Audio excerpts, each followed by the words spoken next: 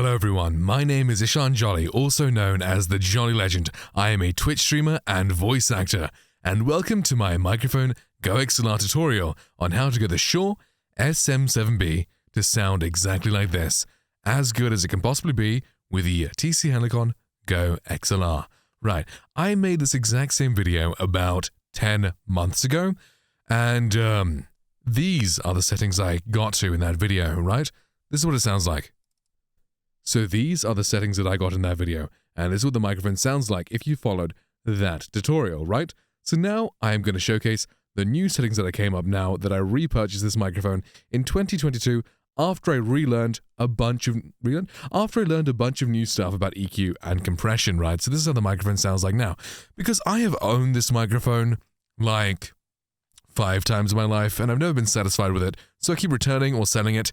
And hey, I bought it again for whatever reason, and I'm making another video because I've learned more about EQ and compression. So let's go. And by the way, this is how the microphone sounds completely default. If you do nothing to this microphone, just plug it in straight out of the box and have the gain set correctly, this is what it sounds like. And when I switch back and forth from, on stream, like earlier I was streaming, I was switching back and forth from my current settings and the default. Everyone hated this. They said it sounded so awful. So I guess it's a testament to the settings. Right, let's get into it then. So, as you can see, I've made the presets. This is what I had last year, this is what I have now, and this is the microphone with nothing applied. So, let's go through step by step and see exactly what I did and why I did it. Right, so starting off, actually, let's start off with mic setup. You want the microphone to hit a decent level, right? So I've got it so that whenever I'm speaking normally, my voice reaches around here on this meter. And when I start speaking loudly, the voice doesn't get too far to clipping. If I shout, that's completely fine for clips, because you're shouting, it doesn't really matter. Unless you're shouting literally all the time, then turn it down. Just whatever volume you speak on average on stream, make it so it's around about here-ish. Because we're going to be compressing it later and making it flat. You just don't want it to be peaking all the time. See, so that is the decent settings, and that's how you want it to sound gain-wise. Fantastic. Right, so that's the gain set up. Fantastic. Now, noise gate. Right, I just set it at minus 53 decibel and minus 53 decibels because that's just 10%. It looks nice to me. That's what I went with. I put the attenuation at 69% because, haha, funny number. But yeah, anything in between like 50 and 80% is fine. Just at 100%, I don't like the way it sounds because it doesn't sound very natural. It sounds very cut in, cut out, and I don't really like it. So that's what I do. And attack and release, I set my attack to 10 milliseconds because you want the attack to be as fast as possible, right? So as soon as you start speaking, the noise gate opens up and lets your voice through. Because if you delay it, then if you make this longer, that's how long it takes for the noise gate to stop working, right? So you want to be really quick. And release, I set to 100 milliseconds. You don't want that to be too fast, because then it sounds cut in and cut outy, and I don't really like the way that sounds. And 100 milliseconds, I think, is just a fine setting that I've gone through.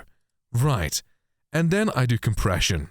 Right, so my compression settings have changed quite a lot. I compress a lot more now, because I love that sort of heavy radio broadcasty, punchy sound you get from heavy compression.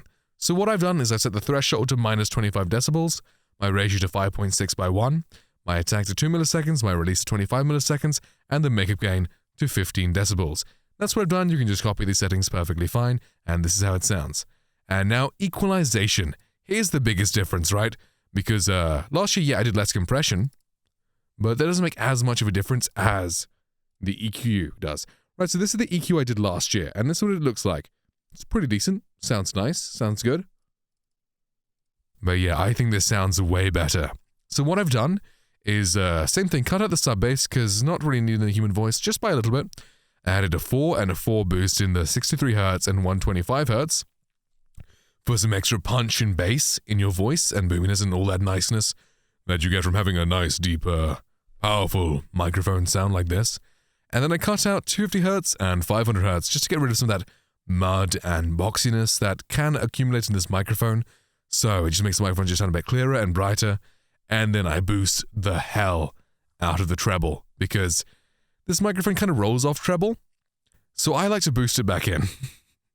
So yeah, I go with a 3 decibel boost at 4 kHz, 6 decibel boost at 8 kHz and then 9 decibels a boost at 16 kHz, because that just really brings in a lot of clarity and like sort of aggressiveness and like forwardness and power to the voice. Like it just makes you sound bright. It'll just cut through the mix. Like if you're talking over a game or something or some music, it'll make your voice just pierce through. And I love the way it sounds. It makes your voice sound so big and epic. I love it. So this is my new EQ settings compared to last year, right? So anyway, and de-essing, I don't use any de-essing at all on this microphone because I think the SM7B doesn't pick up too much sibilance by its default nature. But what a de-esser does is all it does is take the S sounds in a voice and turn the volume down on those sounds. Because I've seen videos where they say it takes out mouth noises and clicking noises and annoying noises. It doesn't do that. All it does is take the S sound in a voice and turn the volume down. That's all it does. So I don't like using it on the, I don't like using it at all because for me, it makes every microphone sound less exciting and less excited because the S sound is in the high sibilant, is in the high frequencies, right? And turning the high frequencies make it less exciting sounding. So I don't like using de-essing at all on any microphone. But hey, if you've got a really harsh sounding voice or really harsh sounding microphone, then you can add a little bit in. What I would recommend doing is using the mic monitoring where you can hear yourself back in your headphones. Make an S sound, S, and just turn it up until you feel like it sounds nice. And then as soon as it sounds, it's like say if I'm making the S sound,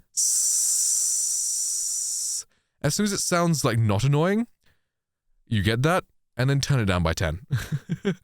Because like, if you make a strong S sound, then that's gonna be annoying, obviously, right?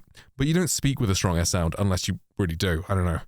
But I hate a really strong de-esser because it makes it sound like you've got a very heavy lisp because all the S sounds are being suppressed very heavily.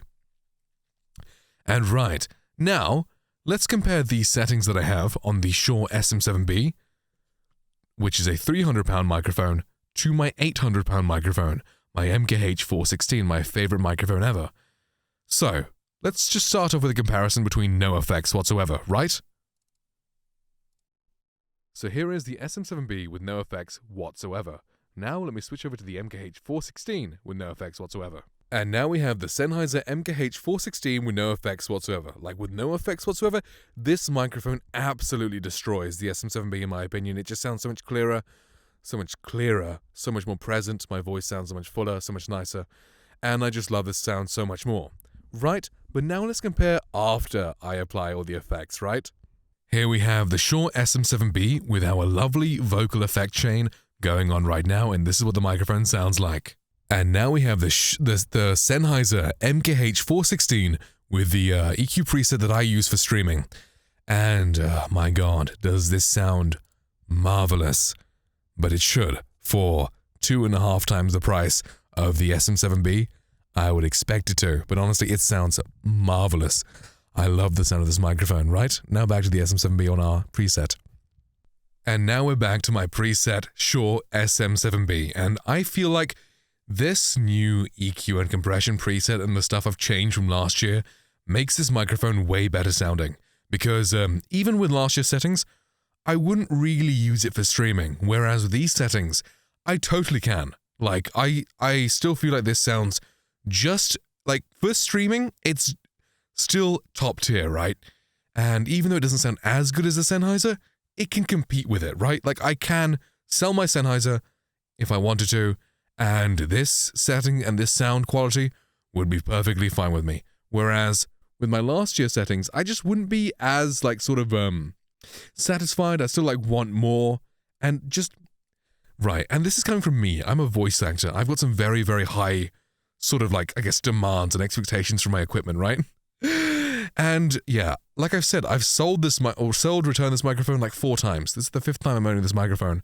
So I really want to get it to sound right. I don't know why I want this, because like I have other microphones that I love the sound of, and over time I slowly like start liking this microphone more and more. Like the first time I used it, I hated it. Second time I hated it. Third time I used it. I don't know why I keep wanting to use it more and more. I guess it's because it's just the microphone for so many people that I just want to try and get it to sound right for me. And I finally think I've managed to do that, right?